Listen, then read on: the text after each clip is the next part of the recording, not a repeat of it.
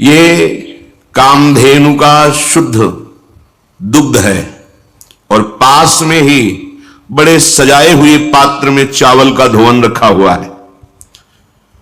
चूक मत करना, इस दुग्ध की तरह दिखने वाले चावल की धोवन को पीने में मगन मत हो जाना।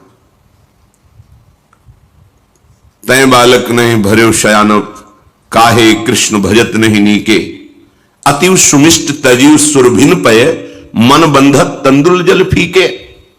अब तुम बालक नहीं हो, बड़े सयाने हो, बड़े चतुर हो। चतुराई इसी में है कि कामधेनु के दुग्ध और चावल के धोवन के भेद को समझ लो। ये संसार के भोग दिखाई सुख जैसे देते हैं, पर सुख नहीं है। जैसे चावल का धोवन दूध जैसा दिखाई देगा, पर वो दूध नहीं है। ना उसमें सामर्थ्य है, न स्वाद है, ना वो पवित्रता है जो दुग्ध में है।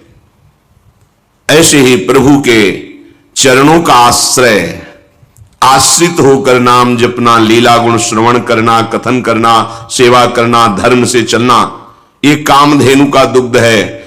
जैसा चाहोगे वैसा सुख तुम्हें प्राप्त हो जाएगा। लोक परलोक, मोक्ष, परम गति, प्रेम, जो चाहोगे।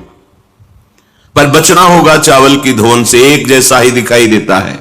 जिसे तुम सुख समझते हो वो सुख नहीं, सुख की छाया है। समझ पड़ती नहीं ये मेरे गिरधर की माया है। वो मायाधीश दोनों जगह उसी का प्रभाव है, भक्ति में भी और माया में भी। तुम उनके लाडले हो, कहां खेलना चाहते हो, माया के संग या भक्ति के रंग? देख लिया खेल कर माया के संग को। दुख, शोक, अशांति, तृष्णा, कामना, वासना, जलन, दुर्गति, जन्म, मरण, इसके सिवा और कुछ नहीं दिया इस खेल ने। चलो अब खेलते हैं अद्भुत खेल। इस जीवन की बाजी लगा देते हैं प्रिया प्रीतम के लिए, उनके नाम जपने में, उनके चरण आशिक रसिक जनों की आज्ञा पालन में। फिर देखो कैसा खेल का आनंद प्राप्त होता है। पर खेलना एक ही पक्ष में होगा।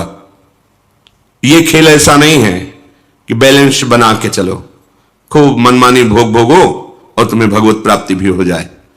हां, भोग विषय जो धर्म से युक्त है उनका सेवन करने से भजन में हानि नहीं होगी। मनमानी सेवन करने से यह परमार्थ मिलेगा ही नहीं। सावधान।